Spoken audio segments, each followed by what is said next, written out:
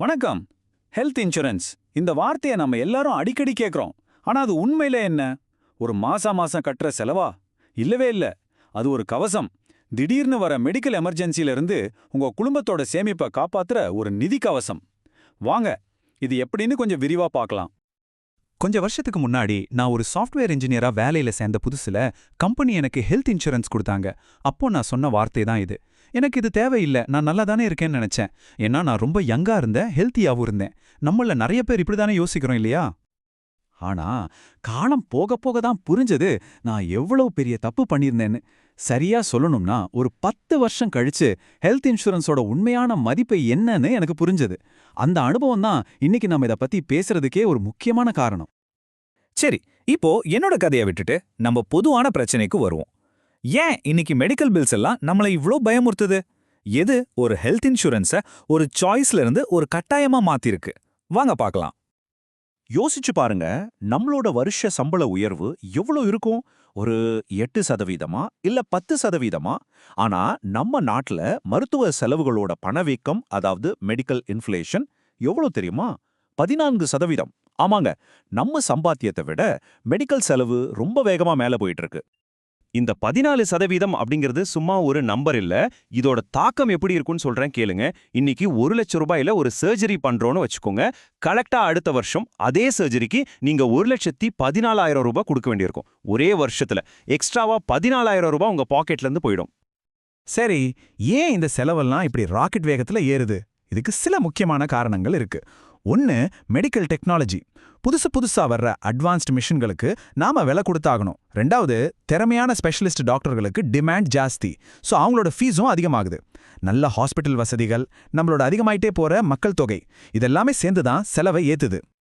வெளிநாடுகள்ல உதாரணத்துக்கு அமெரிக்காவில் எடுத்துக்கிட்டீங்கன்னா கிட்டத்தட்ட 90% மக்களுக்கு ஹெல்த் இன்சூரன்ஸ் இருக்கு. அதாவது 10ல் 9 பேருக்கு ஒரு மெடிக்கல் எமர்ஜென்சி வந்தா சமாளிக்க ஒரு பாதுகாப்பு இருக்கு. ஆனா நம்ம இந்தியாவில் நிலைமை என்ன தெரியுமா? நகரங்கள்ல 100க்கு வெறும் 14 பேர்கிட்டையும், கிராமங்கள்ல 100க்கு 12 பேர்கிட்டையும் தான் இந்த பாதுகாப்பு இருக்கு. யோசிச்சு பாருங்க, எவ்வளோ பெரிய வித்தியாசம். இதனால என்ன நடக்குது தெரியுமா?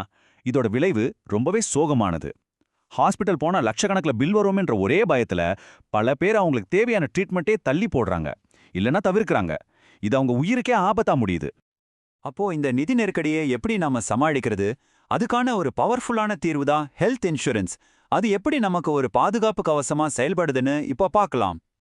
ஹெல்த் இன்சூரன்ஸ்னா என்னன்னு ரொம்ப சிம்பிளா சொல்றேன். அது ஒரு அக்ரிமெண்ட் மாதிரி. நீங்க இன்சூரன்ஸ் கம்பெனிக்கு வருஷா வருஷம் ஒரு சின்ன தொகையா பிரீமியமா கட்டுவீங்க. அதுக்கு பதிலா உங்களுக்கு ஏதாவது உடம்பு சரியில்லாம போய் ஹாஸ்பிட்டல் செலவு வந்தா அந்த பெரிய செலவை இன்சூரன்ஸ் கம்பெனி பார்த்துக்கும். அவ்வளோதான். சரி, இந்த பாலிசி எதெல்லாம் கவர் பண்ணும்? ஹாஸ்பிட்டல்ல பெரிய செலவா வர ரூம் ரெண்ட், டாக்டர் ஃபீஸ், மருந்து மாத்திரை செலவு, இது எல்லாமே இதுல அடங்கும். இன்னும் சொல்லப்போனா ஹாஸ்பிட்டலுக்கு அட்மிட் ஆகிறதுக்கு முன்னாடி நீங்க பண்ற டெஸ்ட் செலவுகள், அப்புறம் டிஸ்சார்ஜ் ஆகி வீட்டுக்கு வந்து பண்ற செலவுகள், இது கூட கவர் ஆகும். ஆம்புலன்ஸ் சார்ஜ் வரைக்கும் கிளைம் பண்ணலாம். அதனால தான் நான் ஆரம்பத்திலேயே சொன்னேன், இது ஒரு கவசம் மாதிரி.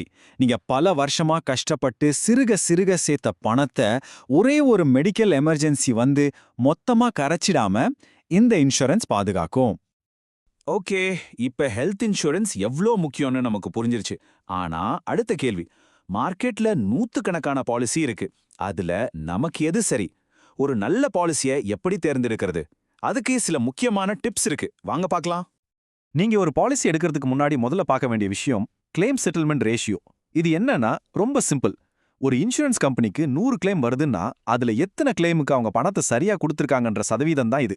இந்த நம்பர் எவ்வளோ அதிகமா இருக்கோ அவ்வளோ நல்லது. நமக்கு தேவைப்படும் போது அவங்க கைவிட மாட்டாங்கன்னு ஒரு நம்பிக்கை வரும். ரெண்டாவதா, நெட்வொர்க் ஹாஸ்பிட்டல்ஸ்.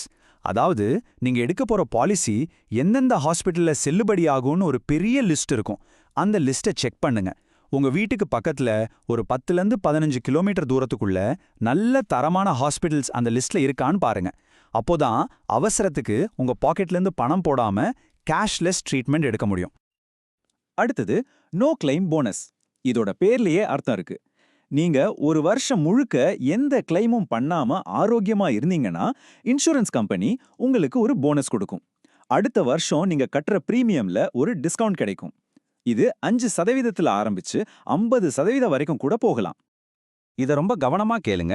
ஒரு பாலிசி எடுக்கும்போது ரூம் ரெண்ட் கேப்பிங்னு ஒரு கண்டிஷன் இருக்கான்னு பாருங்க. அப்படின்னா என்னன்னா, ஒரு நாளைக்கு ரூம் வாடகைக்கு இவ்ளோ தான் தருவோம்னு ஒரு லிமிட் வச்சிருப்பாங்க. உதாரணத்துக்கு 2000 ரூபான்னு லிமிட் இருந்தா, நீங்க 4000 ரூபாய் ரூம்ல தங்கினா மீதி 2000 ரூபாய நீங்க தான் கட்டணும். இது பெரிய தலைவலி. அதனால எப்பவுமே நோ ரூம் ரெண்ட் கேப்பிங் இருக்கிற பாலிசியை செலக்ட் பண்றது தான் பெஸ்ட். அடுத்தது ஒரு சூப்பரான பெனிஃபிட், ரெஸ்டரேஷன் பெனிஃபிட். இது எப்படின்னா, ஒரு உதாரணத்தோட சொல்றேன். உங்க ஃபேமிலிக்கு 20 லட்சம் ரூபாய்க்கு ஒரு பாலிசி இருக்குன்னு வச்சுப்போம்.